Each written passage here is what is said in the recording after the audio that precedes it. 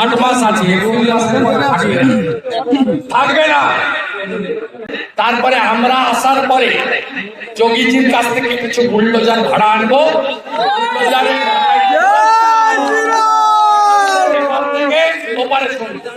আমি ওটার সামনে নিয়ে এসেছি।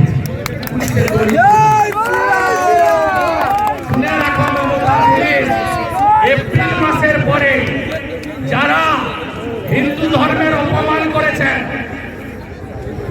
এই সব পুলিশের ছবি তোলা থাকলো, মমতা খালা আপনাদের বাঁচাতে পারবে না।